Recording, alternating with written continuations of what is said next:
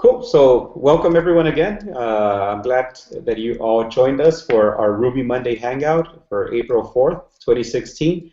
And we've got a couple new people hanging out, which is super cool. And then we have Jesus and myself, which we're kind of like the regulars on here. So we've been promoting this Google document to kind of get the conversations going. I hope that more people start using it, just that way it gives us something to talk about instead of letting me and Jesus make stuff up on the fly, which will probably start getting boring for everyone else. But let me share my screen and we can see what's on the document right now, and we'll start chatting about it. So let's see. Jesus asked if we like mind maps, and he's got a good example. If you see anything black bites, Mike or Tim or Matthew, that's Jesus, okay? That's his blog. Deal. But let's get back to that one right now. Number 2 is Mike, the newbie of the newbies. Out of curiosity, how long have you all been programming? How'd you get started? Is Ruby Rails your main language?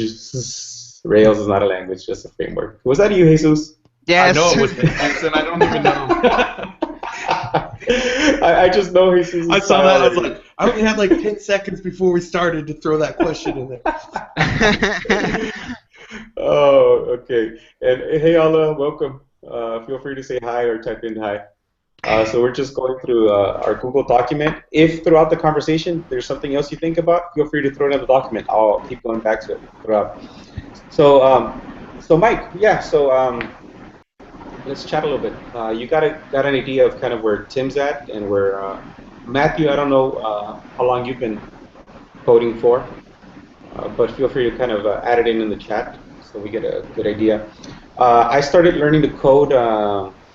I think I started in September of 2014. So maybe about a year and a half, I guess.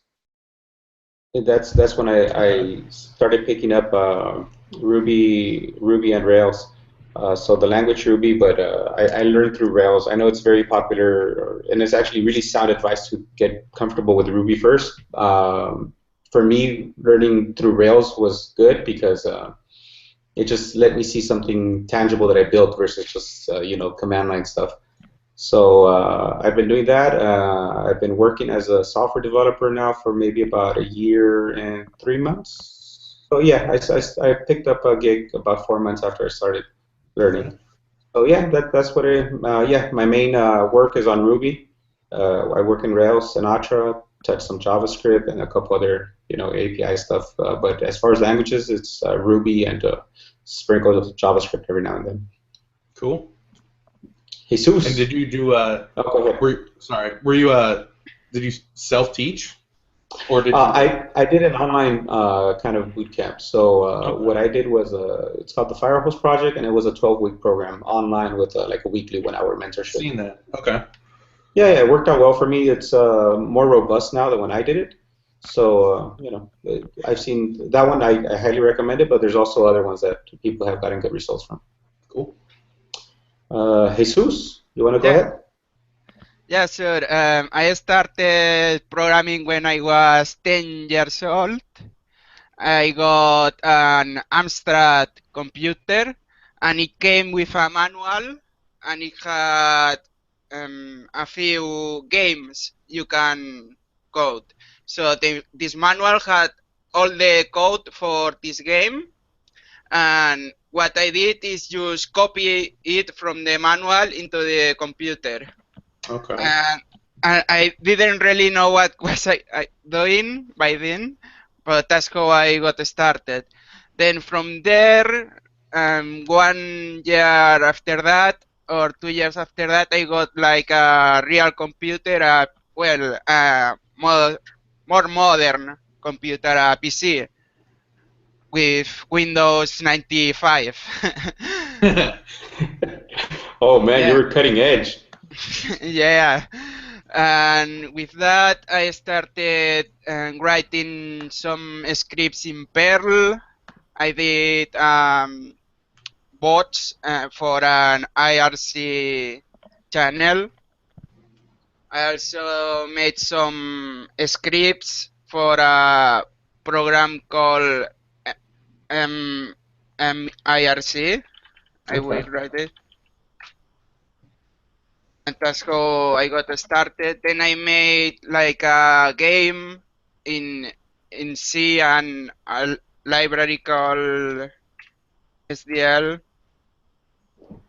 And a few years after that, I got more serious with programming, and then I started with Java. I watched the MIT videos on YouTube, a lot of MIT and Stanford videos, and and also started reading about Ruby. And I bought the book called Eloquent Ruby. And after that, I really like Ruby, and I dropped everything else. I was starting with Python, but I didn't like the indentation by then, and then I really like Ruby.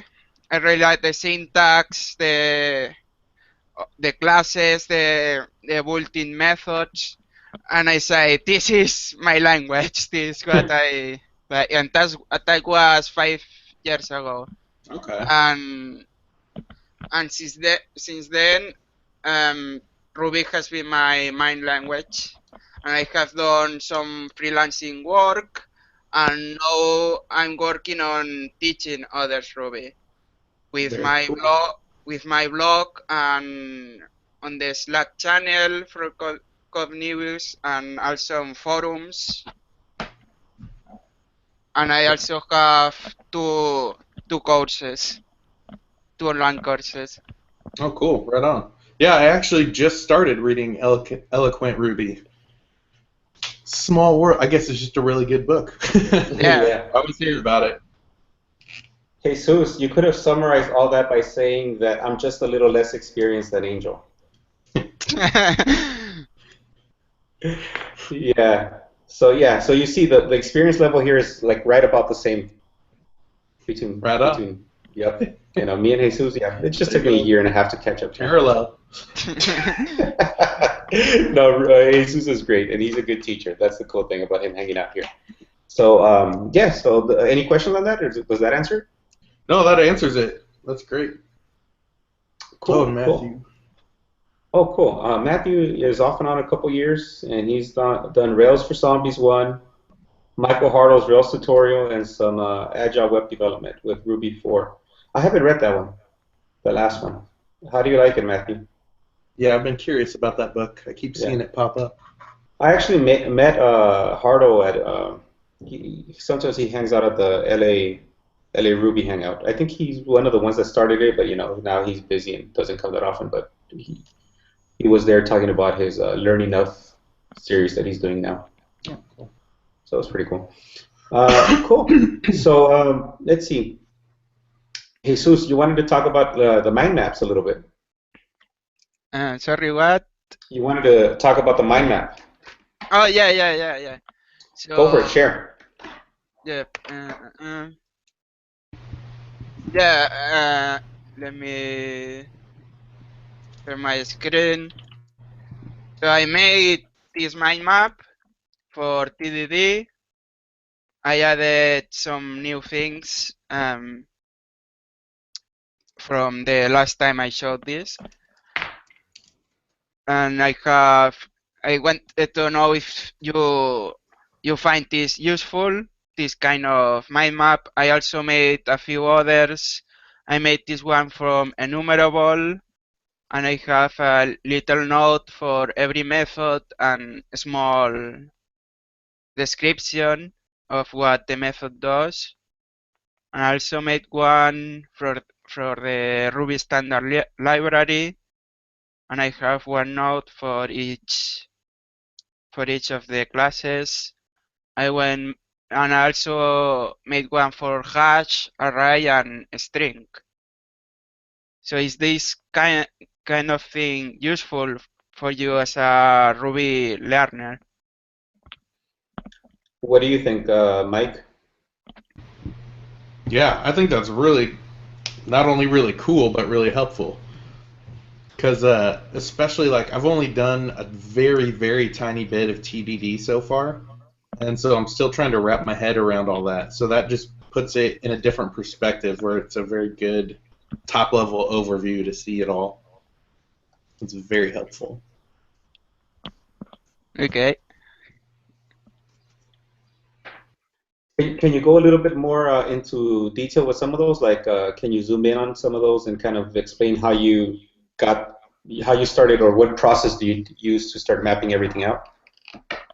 Okay. Well, I use the Ruby documentation mostly.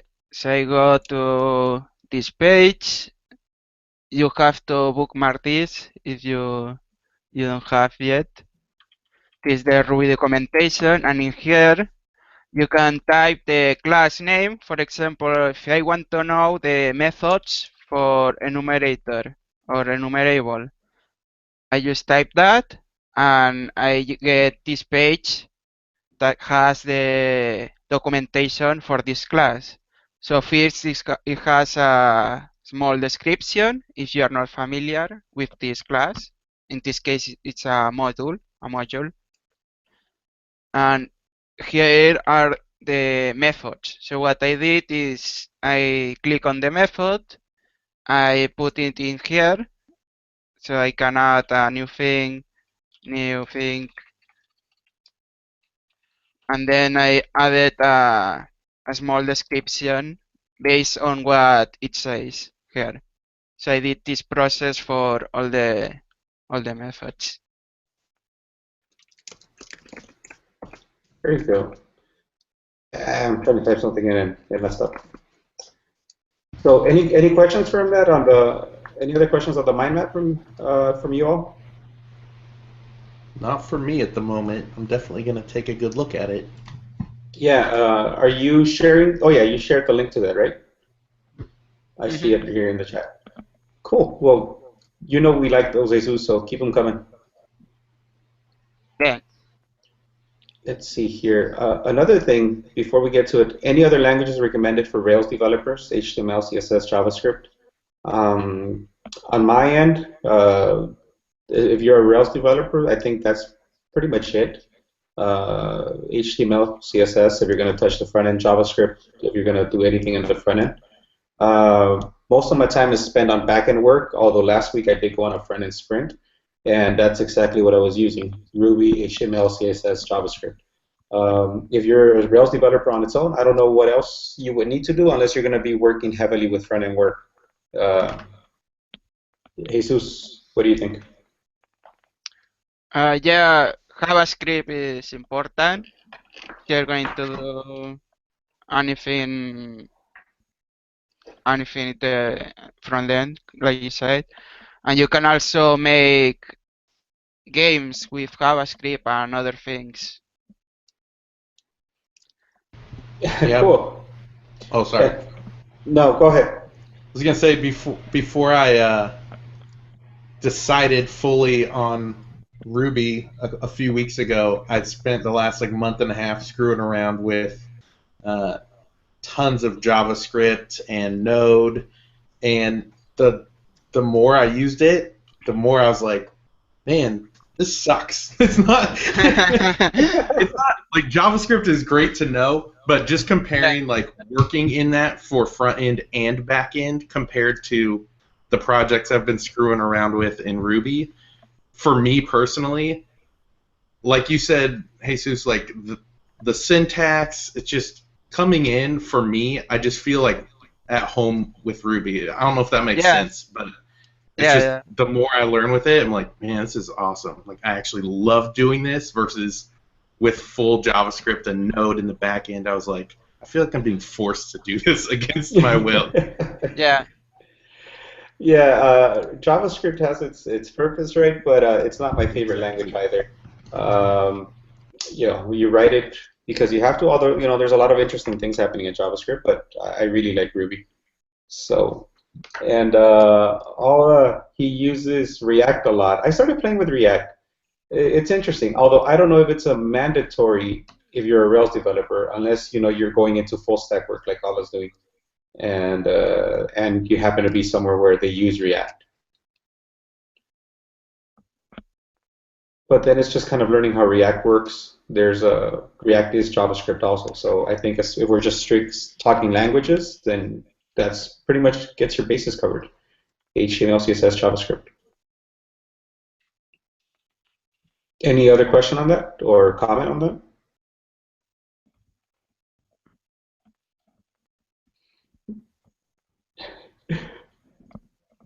Mario clone in JavaScript? Sure, Yeah. but we're going to talk about Ruby because this is Ruby Monday. Okay. Come on, Jesus, you're like Ruby #1 and you're switching us to JavaScript? All right, so I put a comment in there. I know Jesus is going to know where this is coming from, but Right. give me a second. But I'm all the way in, man.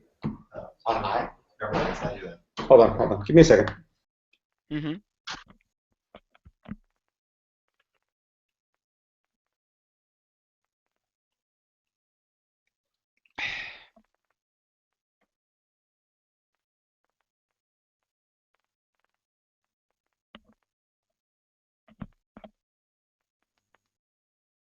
Give me a second. I got to get some keys. Jesus, feel free to keep going. Yeah, no worries. Okay.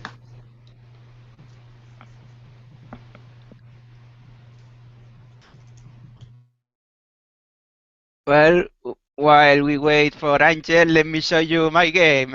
Yeah, let's look. Can you see my screen? Yes. Okay. Tu. Is my mic too loud, by the way, or is it okay? It's okay. I don't even leave for a minute, and now we're in JavaScript? Streaming Mario over the internet. Yes.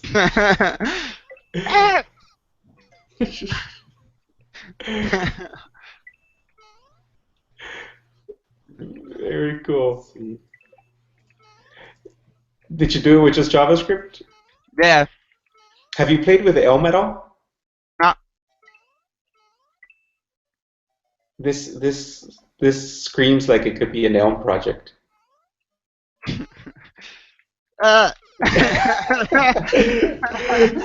All right, let's get back to Ruby, Jesus. Okay. It's pretty cool though. Share the code if you can. Sure. That'd be cool. All right, so Jesus is gonna know what we were talking about, but I wanted to kind of play a little bit with two Ruby methods, transpose and each cons. Has anyone worked with those much? Oh, and this one too. I know you have, Jesus. You know why I'm asking. What about you, Mike? I haven't. No. All I right. don't think I've used either of those. Cool. Allah's got he's used each constant and the what do you call that one?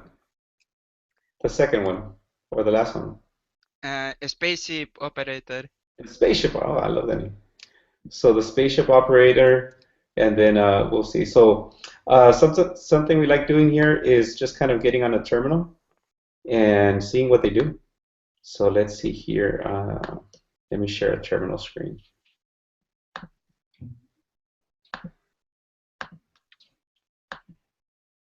Oh, I need updates. Can you all see my terminal? Yes. Yep. Okay, let's get into some Ruby stuff here. So where's that link for the documentation? Yeah, I'll just share my whole screen. I always do this. I think I'm just going to share one thing and then I end up sharing more. Let's just do this. So Ruby, and then we go to enumerator, and then is transpose part of your enumerator? You want enumerable, not enumerable. Ah, thank you.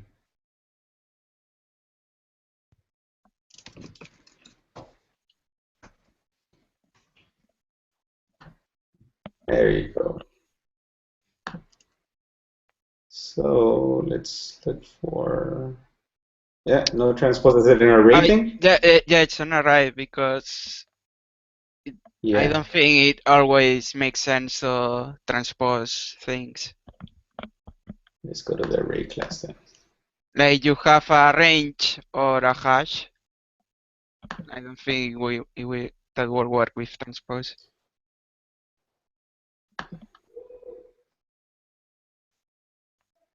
Okay, so let's get on the terminal. So let's see. Does transpose work with numbers? What does it do? Let's see. 1, 2, 3. Do I need an array of arrays for transpose to work? Yes. Thank you. So let's try 1, 2, 3. It should work with anything. Anything, strings, symbols. A, B, C. I have no idea what I'm supposed to be doing here, but I'm just making an array of arrays. And we're going to find out what it does. You're missing a comma. Thank you. Cool. So any clues as to what, based on the documentation, you think is going to happen when I do this? Based on the documentation, I would say, where'd it go? I'm sharing it as well. If you need Oh, to yeah, just there you go. I'm looking on my other screen, sorry. Where'd it go? Where'd it go? Now I lost it. It looks like it's basically going to take index 0 of each array and chunk it together into a new array. Ah, that's a good And then 1 explanation. and 2. There you go. 1, 1, 3, 3, 5. And then the next 2, 4. Okay, that makes sense. Let's see if that's what happens. Okay, so let's see this array.transpose. Ah, it looks like that is what happened. Did we get that theory right, Jesus? Mm-hmm. What if we have like, let's see, X and Y, and we don't have another one? Nil. I think you will get nil, maybe. All right, let's find out. Any other theories? Not off the top of my head. Oh, what do you call this in? Okay, I just saw. Sorry, I got sidetracked. Then. All right, so let's find out what it does. So A, B, C. Huh. Okay, I haven't done transpose yet.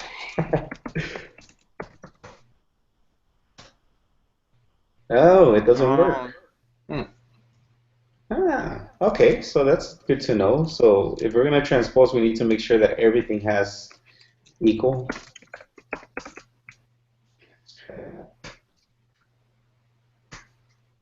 Yep. Okay, cool. So thanks to Tim, index error. So anyone have an idea of what a practical use case for this would be?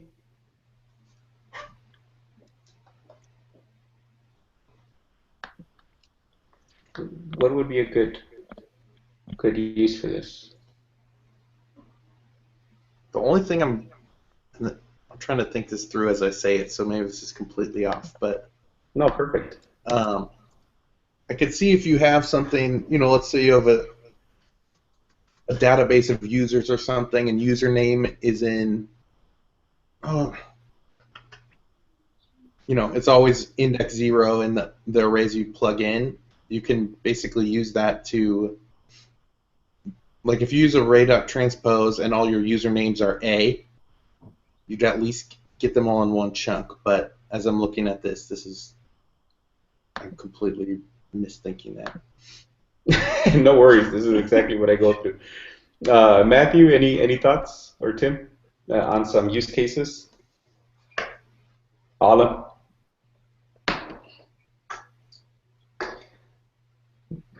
You know what we need to get, Jesus? We need to get like a Jeopardy background noise. All right, Jesus, we give up. Give us a use case. Did we lose Jesus to JavaScript? Jesus, are you building Mario in JavaScript again? No. Muted playing Mario. Yeah. No. Can you hear me? Yep. Now we can. Okay. So you can use this for the game logic of something like connect four or tic-tac-toe. All right, here, you get the terminal now. Go ahead. Okay. Um, tu- tu- tu. So if you have like So give us an example, but don't solve it. That way we can see if we can try to solve it here. like 4, 5, 6, 7, 8, 9. I have this grid, and if I want to know if the let me do something else. So in ¿cómo se dice? One second.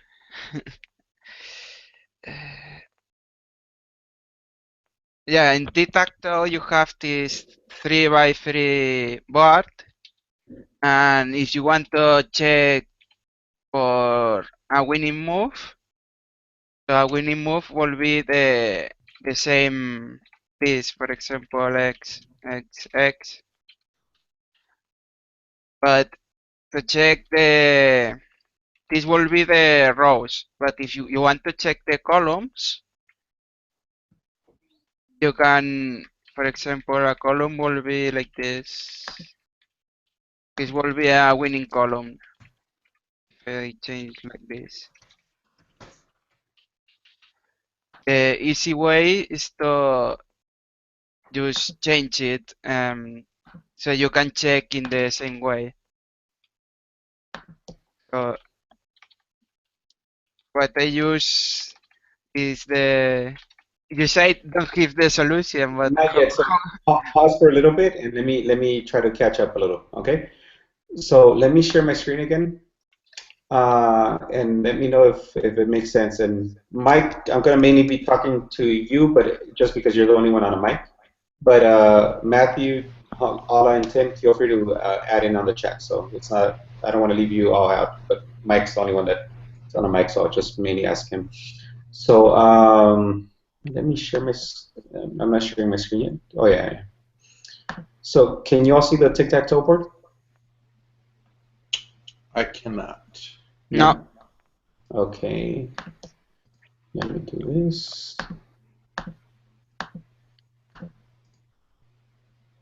How about now? Yes. Okay, cool. So if we were going to represent this board in Ruby as an array, Mike, are you up for sharing your terminal also? Sure, yeah. Yeah, why don't you open up a terminal and share it? And it doesn't have to be exactly like what I would do it or what Jesus would do it, but how would you kind of represent this board in Ruby as an object? Try to think of something. And if you kind of follow what Jesus was doing, then you have a pretty big idea of it already. Yeah. So try to get your screen sharing going so we can see your terminal.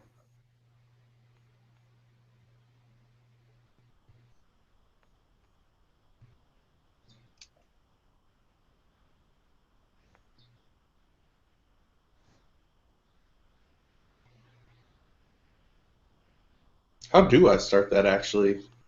On the Hangout, on the left-hand side, there's like a green button with a white arrow in Oh, the there we middle. go. And then can I just pick a screen after? You can. You can, if you want to, just pick your terminal.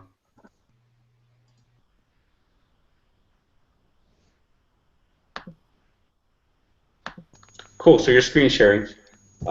Which you might, you're on a Mac, but there you go, making it a little bit bigger. So cool. So think about that. So you see let me share again. You see my screen, that it's a tic-tac-toe. Try to represent that as an object in Ruby. Oh man. Don't worry. So first of all, what type of object do you think it would be?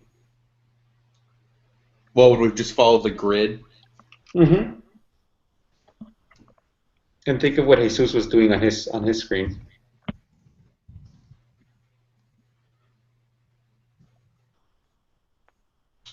Not sure Perfect. how to So an represent. array would be good. Why don't you represent empties with zeros for now?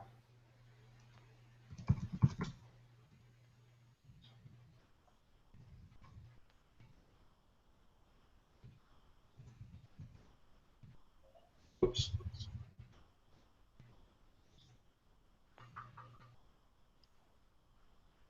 Would be something like that. Very close, very close. You got one thing missing. Mm-hmm. Do I need quotes for them? No, because then you would turn all that into a string. Hit enter and see what happens.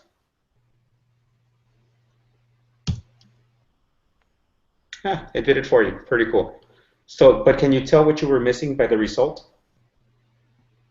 Oh, the overall, yeah, the bracket for the whole thing. Exactly. Exactly. So and try to walk me through this. In your array, which piece represents what compared to the tic-tac-toe image board? I would say that the first array would be top row, second, middle, third, last. Okay, cool. So that's fine. That could be an option. So now change in your grid array the top row to be all X's.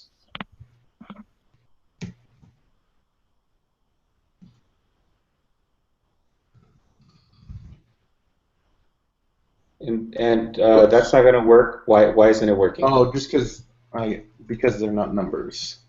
Mm-hmm. Could be something like that. You could represent it with a string. What would be an alternative way to do it? Okay, go ahead and do it that way first. What's another alternative? Jesus had something. Type in just right now so you see it, a colon and an X. And hit enter. What is that? Yeah, you had it. Symbol. Mm-hmm. So you can represent it with symbols also. Okay. So you could throw in symbols in there. And so if you represent that with a symbol, what is? I mean, is that literally the output you'd get Yep. right now? Try it out. Put Would A it equals. Let's see. Let's try.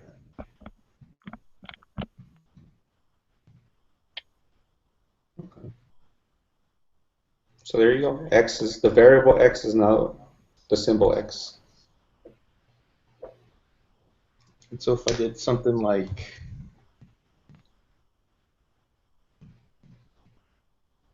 oh, because I still never mind. Gotcha. Yeah, but if you wanted to change it over to a symbol, that you're on the right track. How would you do that? Grid 0, You mean 1. change it into a symbol? Mm-hmm. Without going back and retyping your whole thing, you had the right idea. Yep.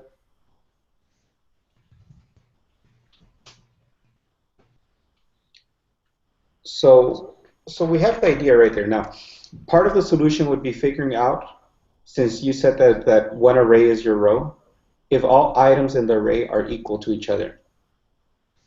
And that would be a winning move, right? Yes.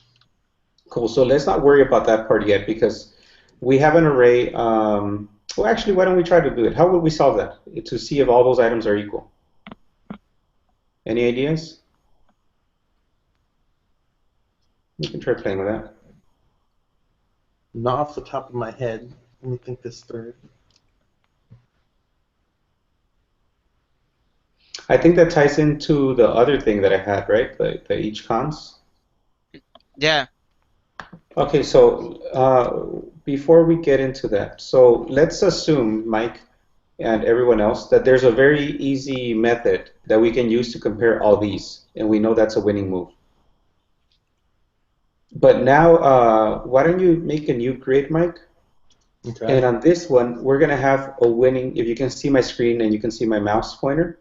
So what you're representing right now is a winning move on the top row, correct? I can't see.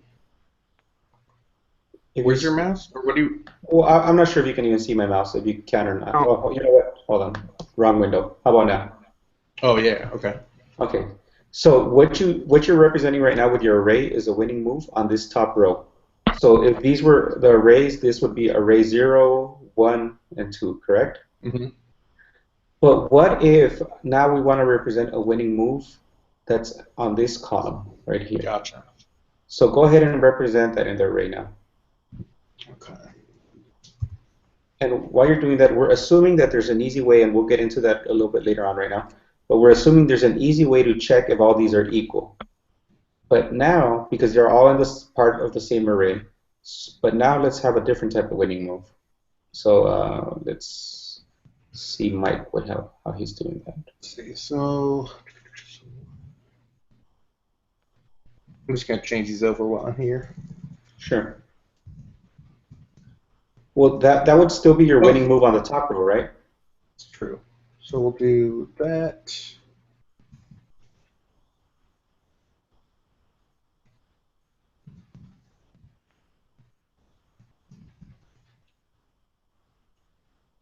Cool. There you go. Yeah, so if we're going top, middle, bottom. Yeah. Yep, that makes sense. So now we're saying we're assuming that there's an easy method to go ahead and solve it when they're all part of the same array. But now our winning move is spread across what? The first column, but it's across each row. Which means in Ruby terms it's across multiple Arrays. Yep, it's across multiple arrays. And assuming we don't want to go ahead and write some crazy code and doing all that, now let's go back to how we even started talking about this. What can we use to get this nice and organized for us again?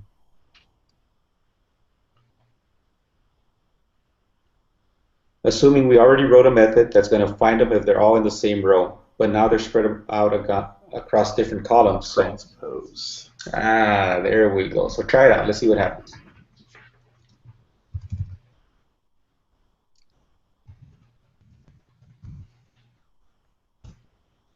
And now we're back to what? I won! There you go. Very cool. So does that, going back to what Jesus was saying, that goes back into reorganizing it so we have access to something simpler to work with. Okay. Does that make sense now on a use case? It does. And I'm assuming that it doesn't actually change the... It's not making a new variable, right? Like if I do that, everything's still the same. Okay. Mm-hmm. Exactly. Exactly. I mean, you could assign the result to a new variable, right? So Right. do grid1.transpose.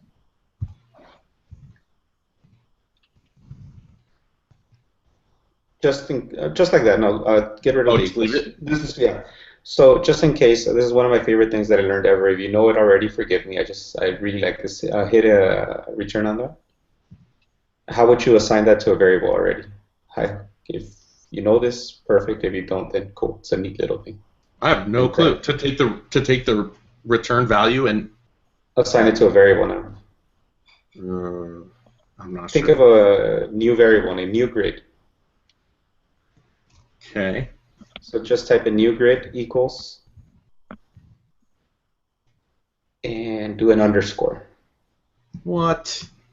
Is that it? Yeah. Hit return. That's awesome. Yeah, so you can take the last item and assign it to a variable with an underscore. Okay, that's a neat little trick to know. Yeah, whenever you're playing in the terminal, it comes in really handy. Yeah, I bet. I could see that. Cool. So any questions right now or any observations on this part? Not at this second. Cool. So now we know that whether we're in a column or we're in a row, we can get this pretty much to look similar. Get them organized in a similar way.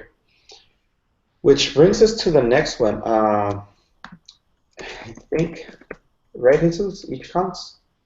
Mm-hmm. So let's go ahead and look up documentation on that. Let me go back to my Ruby docs. Where were they?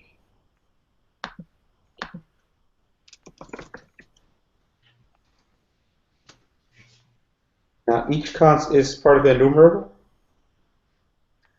It shall be. Let's find out. Oops.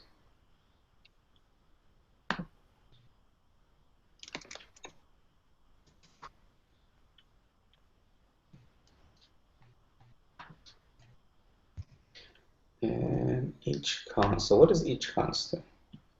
It integrates the given block for each array of consecutive n elements. If no block is given, returns an enumerator. I love how these things are written. Okay, so how about we just, okay, so if we have 1 through 10, and then we do each const 3, then it's going to do A puts A. So 1, 2, 3, because I guess that's how many we let it have. And then 2, 3, 4, 3, 4, 5. So is it just kind of doing how many consecutive elements and just moving piece by piece as we're going? I think. Let's see. Go for it. You got the terminal. Oh, let's see. Hold on. So let's do. I'm referring back to your screen, so thank you for having that up. Oh, sorry. Let's just say if we have that. There.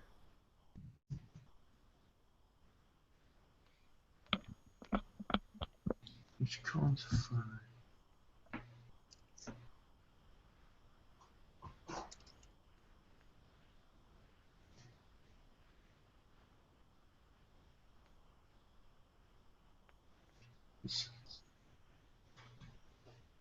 So if we do 1 through 10, put 5. Let me read that. Iterates a given block for each array of consecutive. Okay, so. Oh, so it just goes to the next. So it starts at 1, gives you 5, goes to the next one. Like Gives you 5 incrementing more. by 1 each time, but still giving you 5. So try, because you have 10 right there, right? What if we had 11 and you still had that each const 5? Why don't you do a 1 through 11? Just curious. Maybe one more array at the bottom.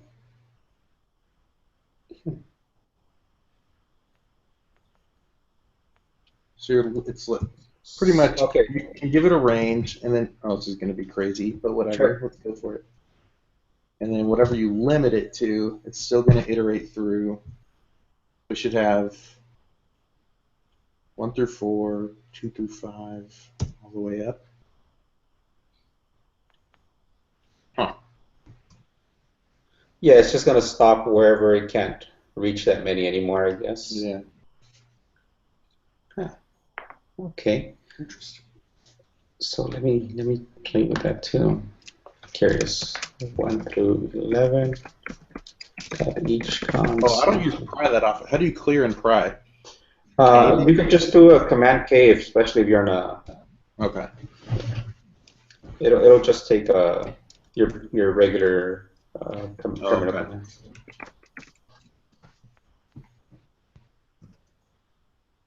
Yeah. All right.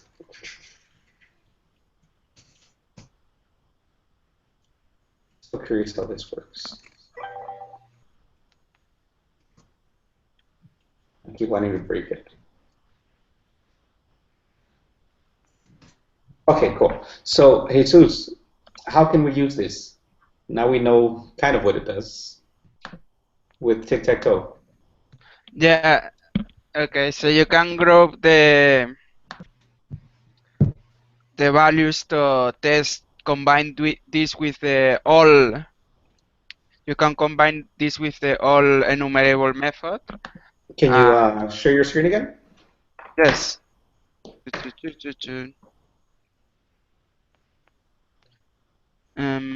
Okay. So if I do great hcons 2, this is the things, then you can do all thing you are the idea is that you get the two elements, so you can compare them, and you want them to be equal. So in this case, not true, but if I get one that is true, so this one, Okay. Uh, Let's make it.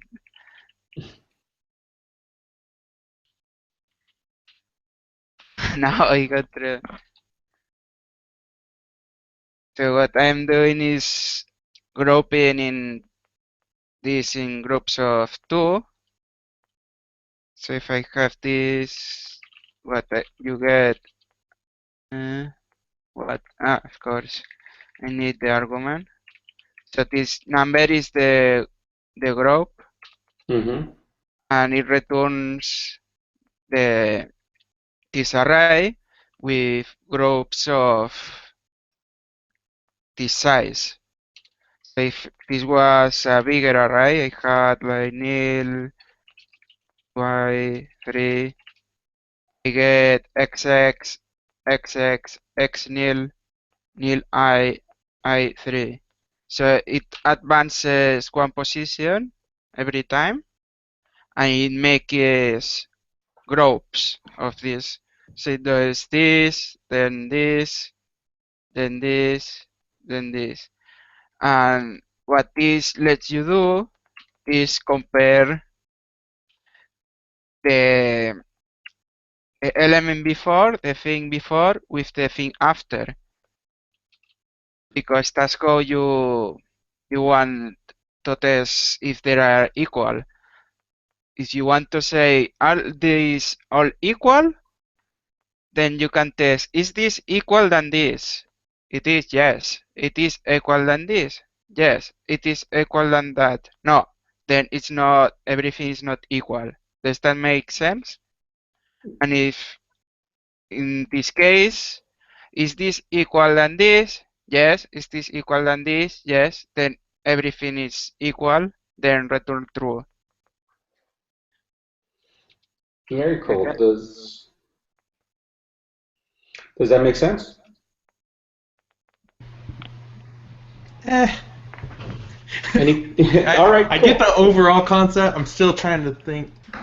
It keeps I can't see his screen right now. Normally, can't you click on someone and see? Mm-hmm. Okay.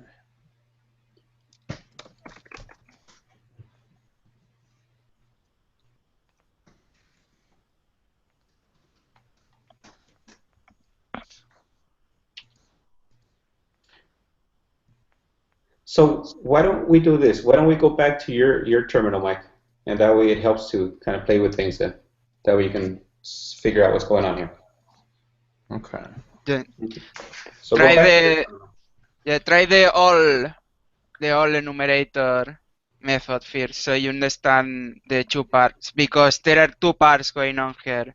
First, the each cons, which gives you this superrise, and Okay. then the all method. So you want to understand what's happening, you can test the parts by themselves. And we need.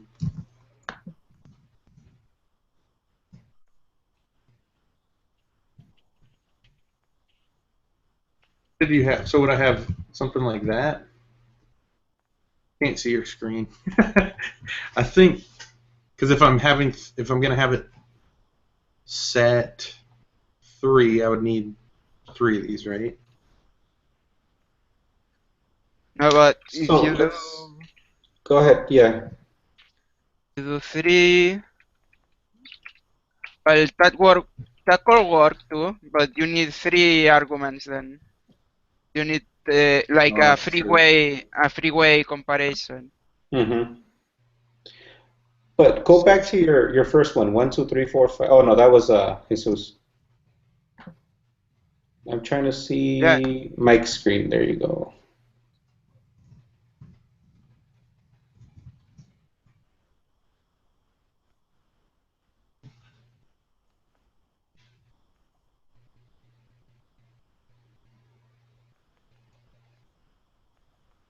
Why did that equal? And this is a good test right here. Um, what are you testing right there, Mike? Think it through.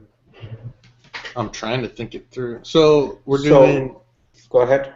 for the grid, each chunk, we're limiting it to 2, Mm-hmm. and for all of them, so it's going to go through like. It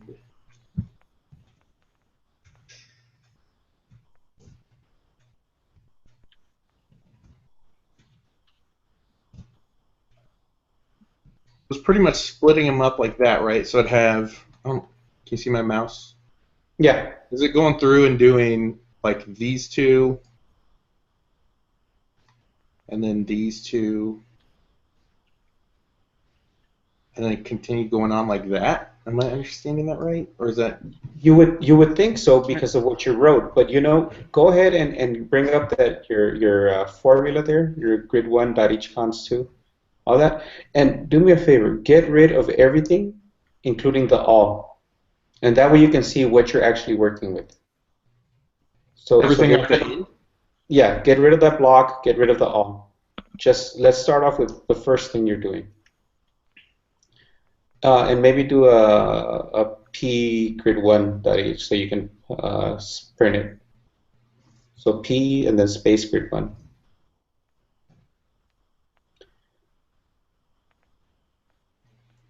I'm not sure if that's the good one.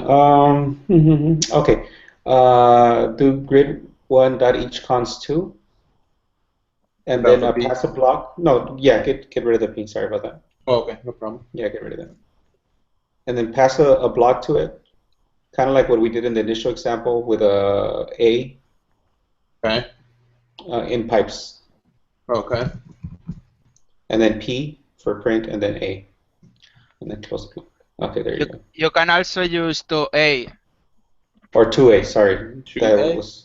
That would have been easier. Oh, Yeah. you mean But without having to do the end portion over here?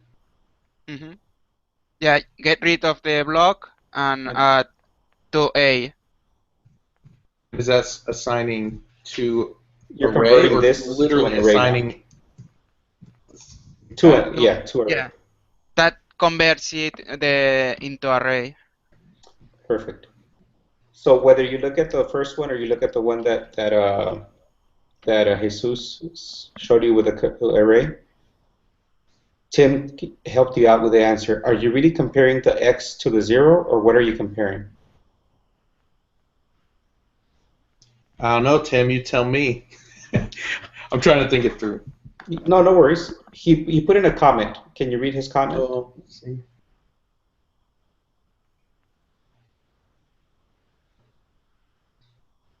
Is it comparing arrays?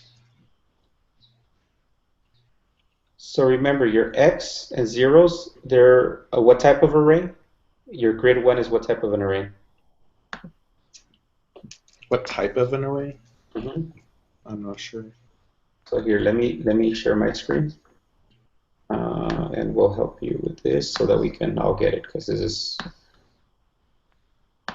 Matthew got you right there. Multi-dimensional for 100. There you go. So let's look at my screen again. So what we have here is this, right? We have a multi-dimensional array. Oh, I know what you're saying. Like arrays within arrays. Exactly.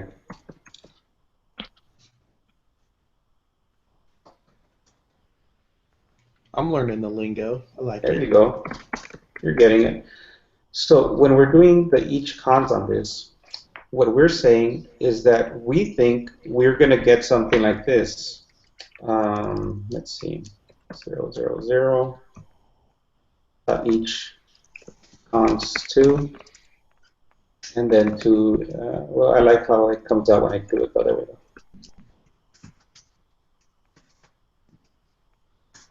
So you think that you're going to get this, right? 0, 0, 0. Or if I had x's, let me switch this to x's so it makes it a little bit closer to what we're trying to do.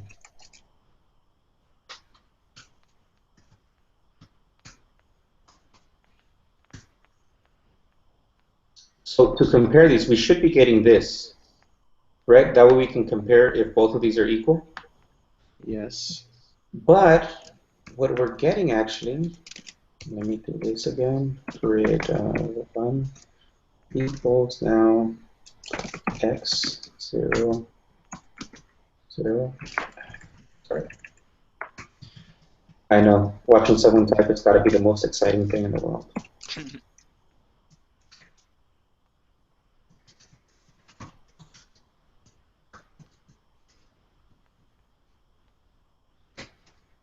So remember what we thought we were supposed to get. We're supposed to get these grouped together so we know. But when you're doing this, grid 1 dot each comes to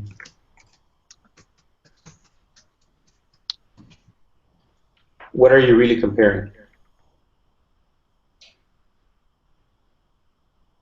Do you see what we're grouping together inside of each of these arrays? Yes. Since it's a multi-dimensional array, the each const is grabbing the first item of the array, which is another what? Right. And it's grabbing the second item in that array, which is another. Right. And it's comparing the array to each other. Okay. Where what we want to do is do what?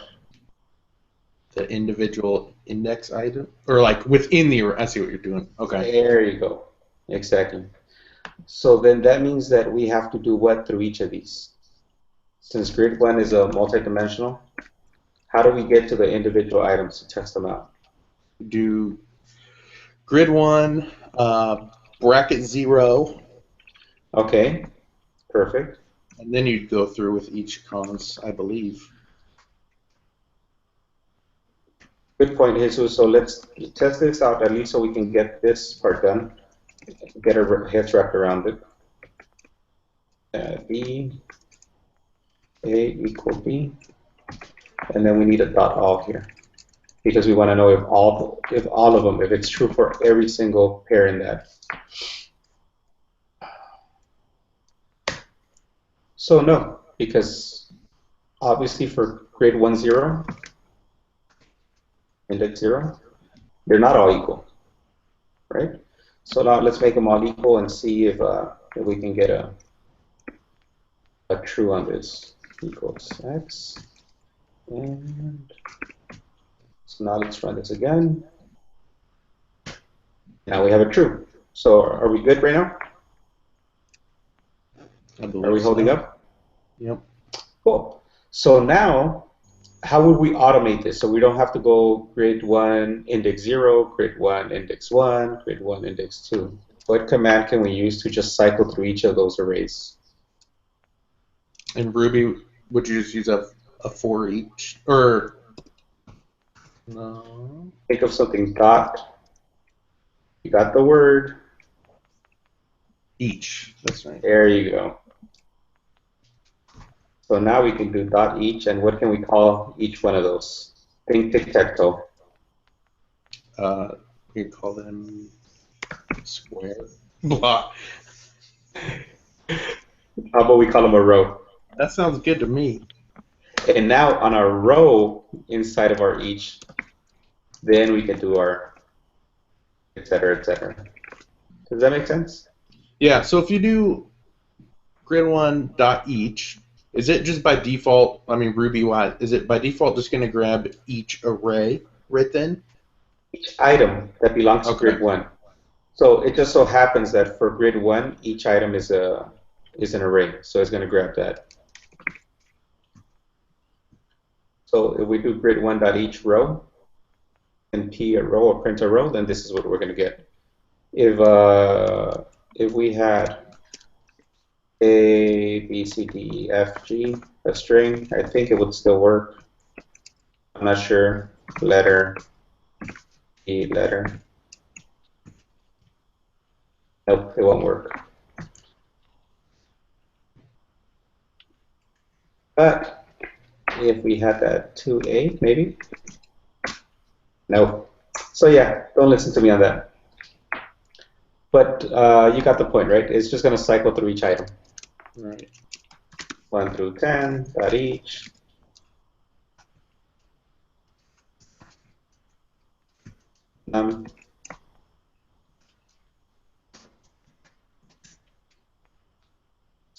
It's just going to go through each one of those. So since we just happen to have a multi-dimensional array, it's going to go through all the arrays in there. Okay. Cool. Yes, thank you, Jesus, for correcting my Ruby style. Okay, so we're almost good at solving tic-tac-toe. So we said, let's go back to your terminal, Mike, if you're okay with it. Are you good Okay. so far, or you have questions? I I'm mean, feel good. free to I'm ask. a little, just slightly overwhelmed because a lot of it's new, but outside of that, I'm fine. That's good. It's good. It's good to kind of push it a little bit further outside of what you're perfect. usually doing.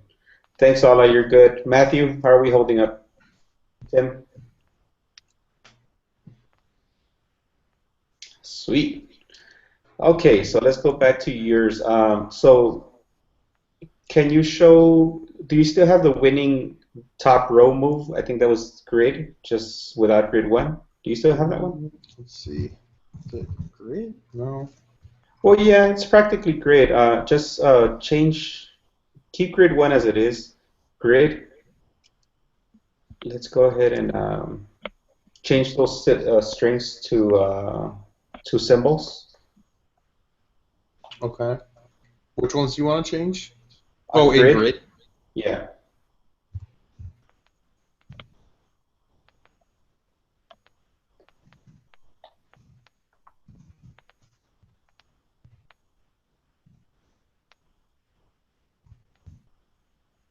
Cool. So that's an easy one, right? Now we know how we can compare. If we took grid, the first one, 0, then we can use each cons 2 and then compare, and if they all return true, we know we have a winning move. Does that make sense? Yes. So let's try it out. Grid, 0. Would you mind clearing your screen so we can get to the Yeah, top? no problem. Oops. Come on, Kate.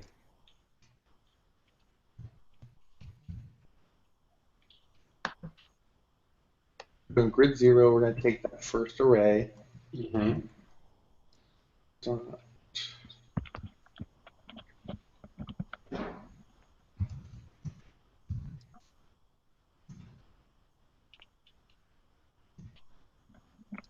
All? Is that right? Yep, because we want to check that all of them are going to match.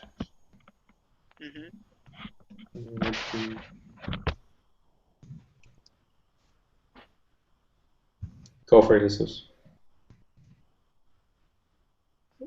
We don't need the P on this one because we're actually trying to compare. We're not Oh, printing this. gotcha. Okay. So something like that. I think. We'll There find you out. go. Boom. Perfect.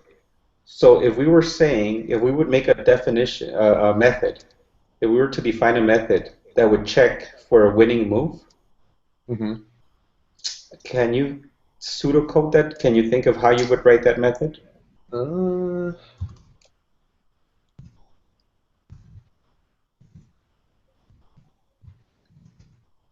Something like that. If what's that?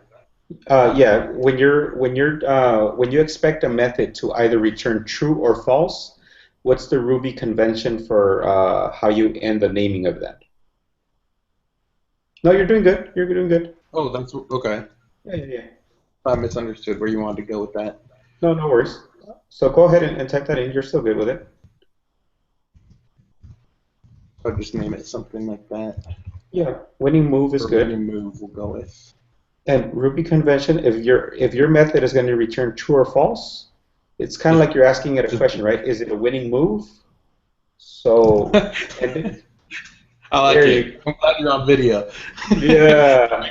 Is it a winning? I'm not as glad that I'm on Sorry video you're anymore. sorry you're solo on video, by the way. My laptop's docked. It's all right. So there you go, Ala. Thank you. It's truthy. And then we don't want to pass. We just want to pass in one of those arrays, and let's just call it a row. So the argument that will pass it would be a row. No, we're just defining a method. So maybe parentheses. Oh, I and see. then row. Okay, I see. Let's do that. Cool. If I hit enter and pry, will it just send me to the next line? Yes, it will. Awesome. So now we're not going to be doing grid bracket 0, we're just going to be doing what? We'd be doing grid. What's the argument name? Inside of this method, what is it going to be called? Row. Yep. So it'd just be. Nope. Actually, no, it'd just be row. Exactly. There you go. And something when you go. So once you have the row defined, we can just start the each cons, right? Yep.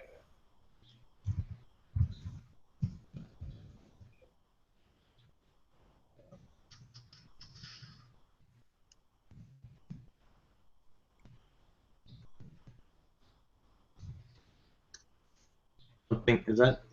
Yeah. Cool. We have a brand new method, winning move. So let's test it out. Go ahead and call your winning move and then pass in one of those. So pass in that same grid 0 to it as an argument.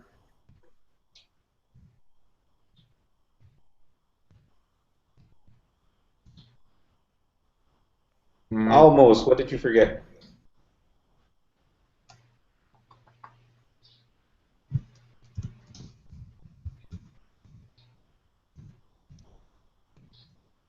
Nope. Control C so you can kill that one. There you go. So look at your method name. Is it winning move, or do you want me to do my high-pitched? Gotcha. Hold on, my earbuds just got trapped under my chair. Oh no. Hold on. All right. So we can do. There you go. Oh man. You forgot one thing. Typo.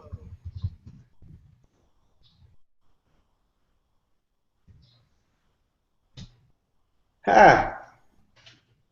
You see? So now we know that grid 0 is a winning move. Good deal. Mess with it. Now change one of those X's to a 0, and then pass it along again and see if it's still a winning move.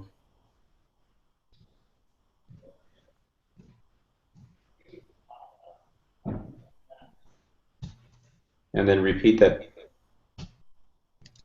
Boom. Nice. So you got that. Okay, so now we're going to do something else. So bring in grid 1 again. Oh, I don't know about that. Hold on. Okay, sorry. What's that? Bring up that grid 1 again, because we know how to solve it when they're all on the same one. But all these are not on the same one, and yet we know it's a winning move because it would be all on the same column, right? Right. So now, based on what we've done, how would we solve this without writing any more winning moves for column methods?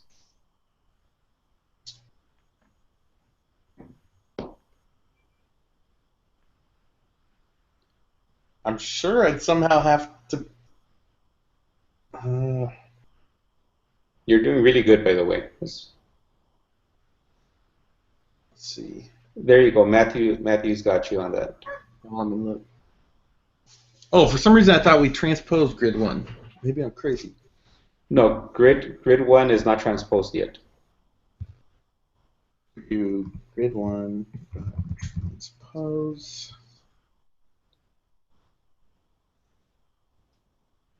And what's the, so now we have them all together, right? Yeah. So now what can we pass to our winning move argument?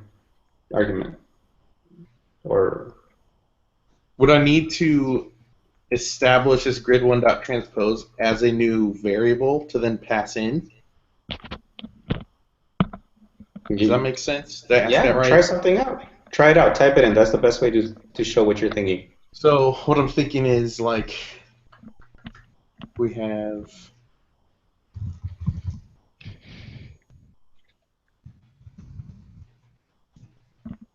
and then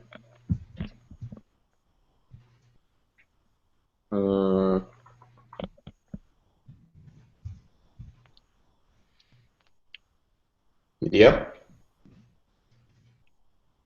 something like that. No, or you got that it. exactly. Did it return what you expected it to return? It did. Well, there you go. I expected like some party balloons to explode and some noises. You're gonna have to code them up, and you can have them. That's right. So does that help a little bit on maybe some use cases for each cons and transpose? Yeah, definitely. I mean, when we first started talking about it, I had no idea what a use case could be for that. So that's a good a good exercise to see how to use those. Yep. And then Jesus makes a good point. So you don't need the temporary variable. How can you pass along the same thing without having to assign it to new grid first? So let's start off with your winning move again.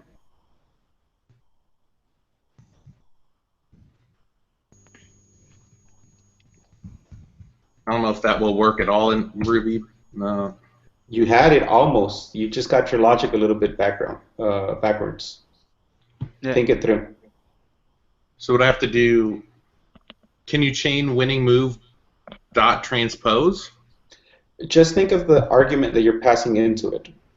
What are you transposing right there? Are you transposing grid 1 or are you transposing the first array in grid 1? Gotcha. Yeah. Okay.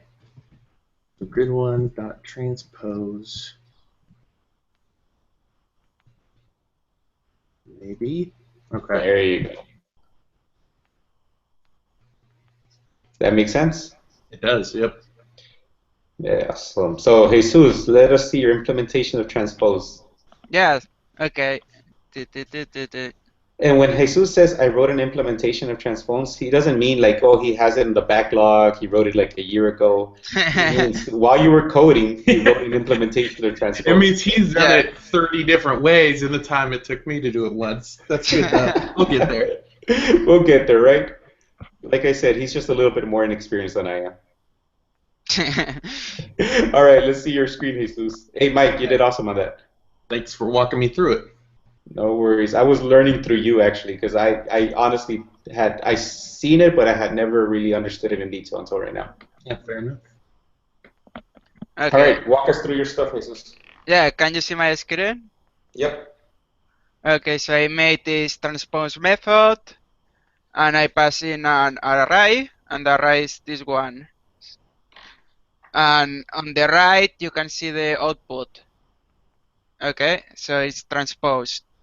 It's 147, 258, 3, 6, 9. Mm-hmm. So it's working. What I did, this is the refactor version. The original version is that this is what it looked like before. I love the original versions because they look a lot more like my code. And I turn that into this. I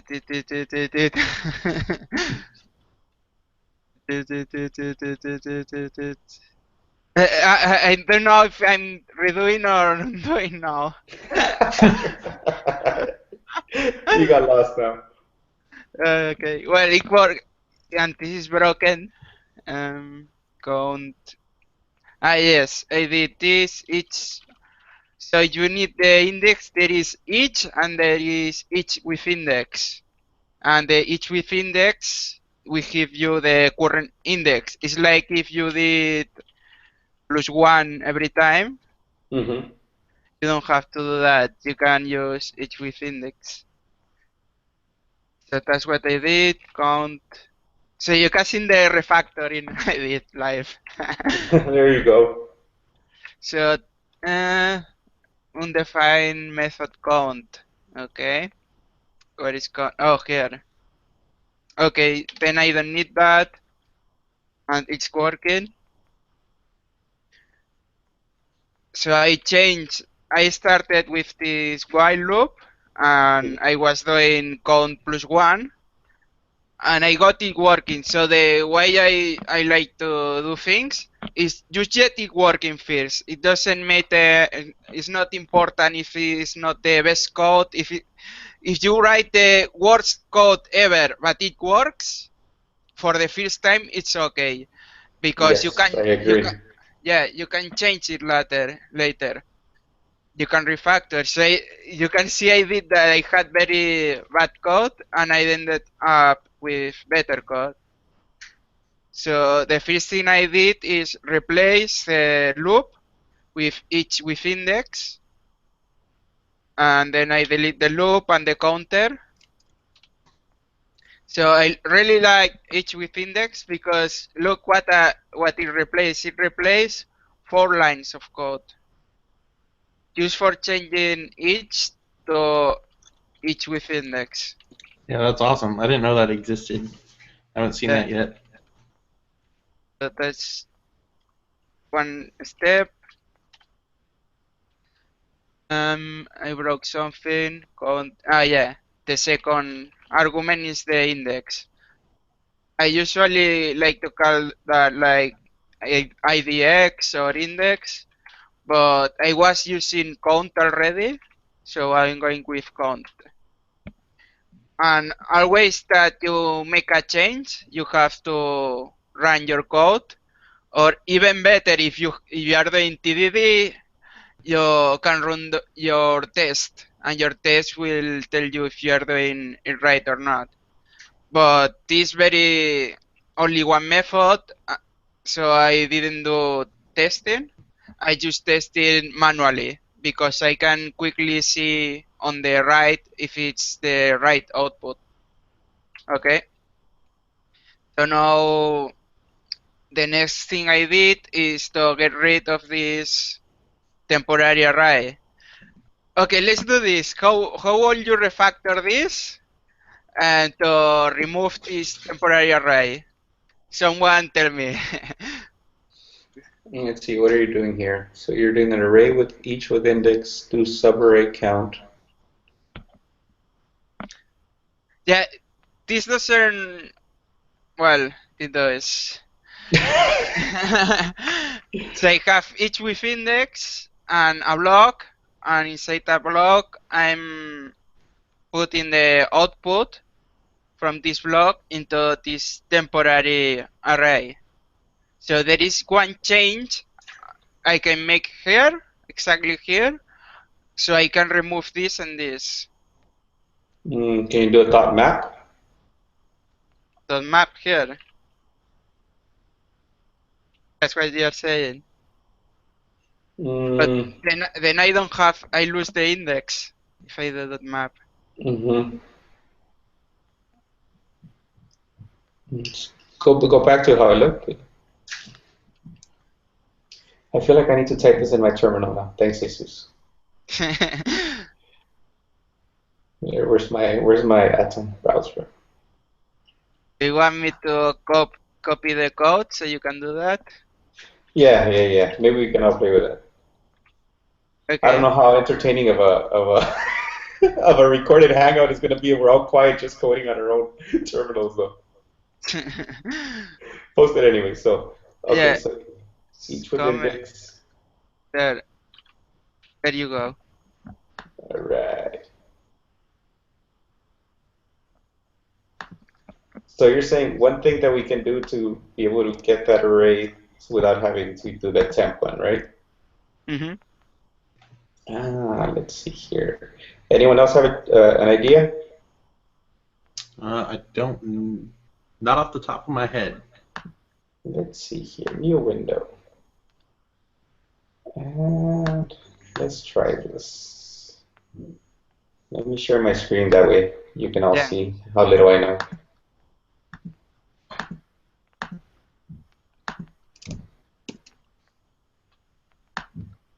Can you see my screen? Yes. Yeah. And then let's change this to Ruby. And then what is this Control R? What's the command on Atom to run the terminal? There you You go. need. Oh, I don't okay. remember. Yeah, I installed it last time. Okay. Okay, so you're saying that each with index. So right here what we're doing is we're taking every item in the array, we're passing in the subarray. You're even ignoring the subarray. You're not doing anything with it. Oh yeah, that's right. You're just getting the index. And then temp. What are you doing here? Now you're going to the array and you're mapping. So you're making a new array. Mm-hmm. And here's the array again. So it's like we have 1, 2, 3 right now. And then now you're getting A, and then the index of Yeah. 0.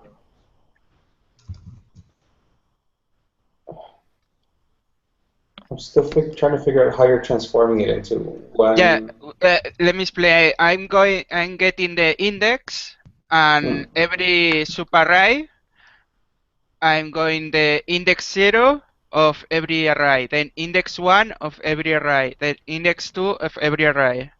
Ah, that's what you're doing. So yeah, because you're doing here. So 0, 0. Okay, I get what you're saying. So you're grabbing index 0 of every array, index 1 of every array, because you're not Yes. going back. You're pretty much looping this and putting it into the same, into one array. That's what the map is doing here. And then once you're done with this, now you're throwing it into the temp. Okay, got that part.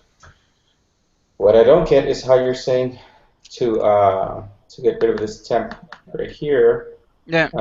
without having to initialize it. That's why I was thinking of a map, because then you would get an array. But if I get rid of the, what I was thinking is something like that, but I don't think that would Try it. work. Let's see here.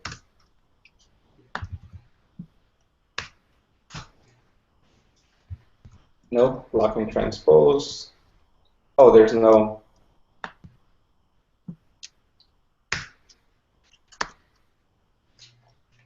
There you go. Haha, I told you I was right behind you.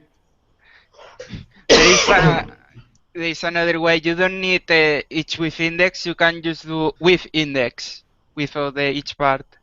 Yeah. That's what. So let me go back to the group here.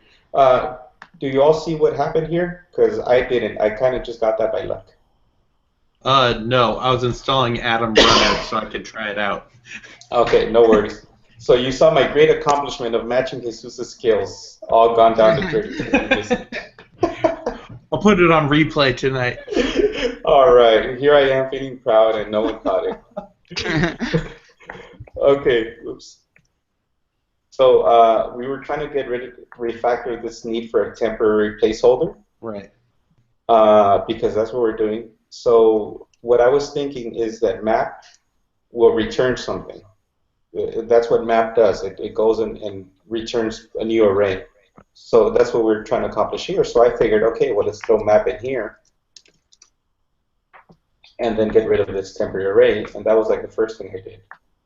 So when I did that and tried running it, I got this blocking transpose, and then I read it undefined local variable method temp. Is it so temp still there? Okay. Exactly, you got it. So then I said, okay, let me get rid of this, and then run it again, and it worked. So pretty much by adding in this map right here, that gives us the equivalent of having to initialize a new array and pushing them into that. Map will automatically do that. Now the other thing is, go ahead. I was gonna say, so when you do .map, like I screwed around with this in JavaScript and very lightly in Ruby, but I still haven't done a ton of .map. When you do that on something, what is it? Are you then assigning it to A? Like, is that what the new array becomes to call? It doesn't become the new array, but it returns a new array. Does that make sense? Okay. Yeah. Yeah, so it's not okay. That makes sense. Yeah, so it's not going to convert your existing array, but it's going to return a new array, which is basically what we're doing right here by initializing one, and then at the end of our method, we were calling temp so we could return it. So this is the same as doing this. Right. Okay. So since map already does that, then we didn't need it. Now, the other thing that I was looking at while I was going through this is I told Jesus, you're not using subarray. Yeah, that's right. So because I was looking, there's no use for it. So we don't need subarray, and then there's a method that we can call that will just return the index without returning the array itself, which is all we need. And you said, Jesus, that's with index? Yeah, it will still give you the superarray. But one convention, when you don't use an parameter in your block, you change it and make it an underscore. Oh, okay. I didn't know that. So that's a convention. Yes. It's in the style guide. Okay. You know what? I've seen that in code, and I didn't realize why. That's good Mhm. to know. Because Yeah, I read code or like when you're reading through a gem library, and I've seen that, but I did not yeah. realize why. And if you use Robocop, it will tell you this parameter from your block is not being used. Change it for an underscore. Okay, so let's try this out right now. Yep, still works. Hmm. So what's the difference of the each with index to the with index?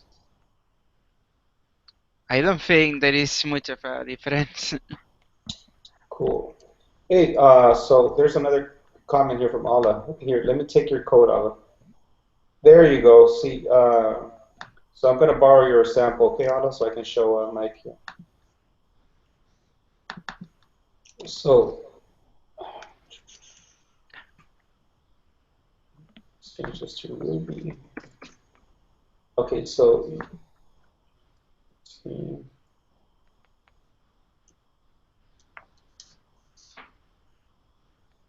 Well, actually, no. Let me do it in the terminal instead. Did my terminal cool? Okay, can you all see my terminal? Yep. Yes. Cool, Mike. So here's what the each versus the map does. So 1, 2, 3 each, a plus 2. We would think that we would get, 1 plus 2, 2 plus 2, 3 plus 2. Right. But when we return it, we just still get 1, 2, 3. Because what each is doing, it's cycling through them, Right. but it's not assigning it to anything else. So the equivalent of that to what we had over there is, let's say we had and then we did this, and then we said temp, and then let's return the result of a plus 2. We're still going to return 1, 2, 3, but if we look at temp now, we have 3, 4, 5. Yeah. Does that make sense? So we're not It does. converting the initial array. We're just going through this process and we're assigning it to this temp. Now, instead of having to go through that, what we did with Jesus right now, we did 1, 2, 3. And instead of doing dot each, we did a dot map. Okay. And then we just do the a plus 2. And I know Jesus is going to get mad right now, so let me fix this. I've been waiting for it.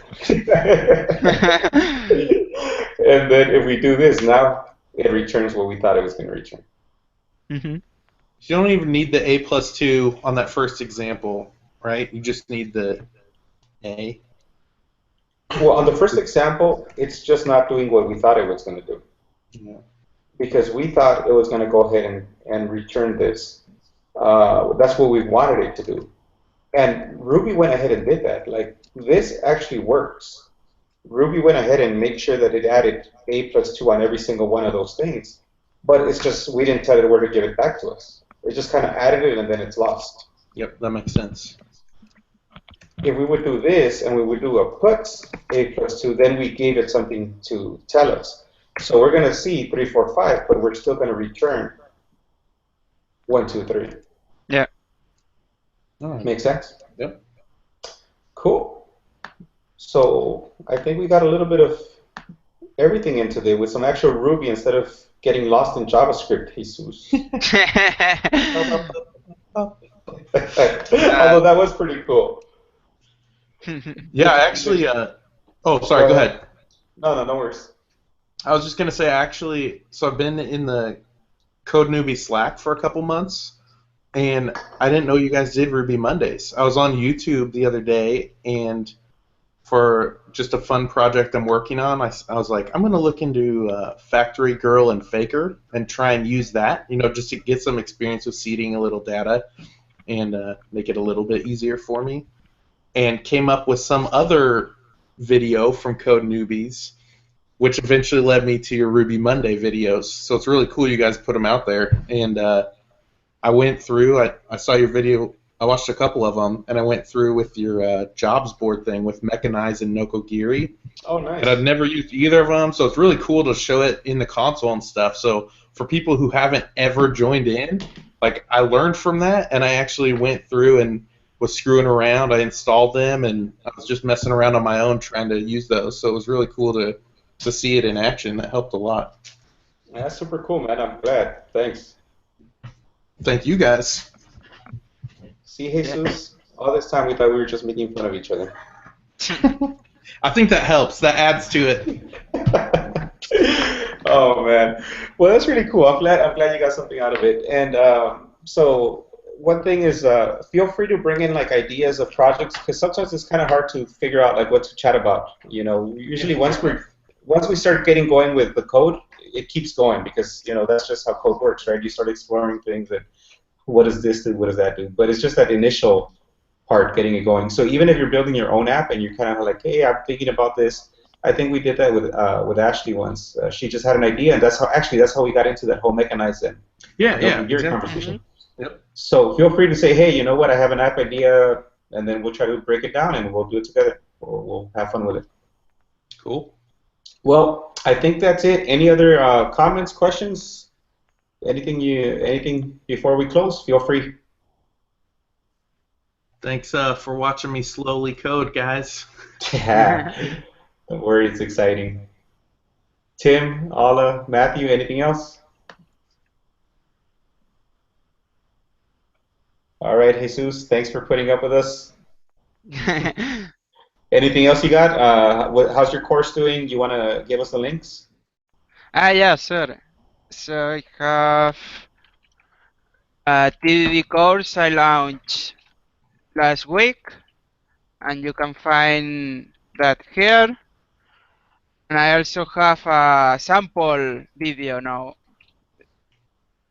And there is a tweet button, so you click that, you will be helping me. Cool. That's the sample video. And I also have another course which is in intermediate to advanced Ruby. And that's called Ruby Deep Dive. Let me link that to Ruby course. And that's here.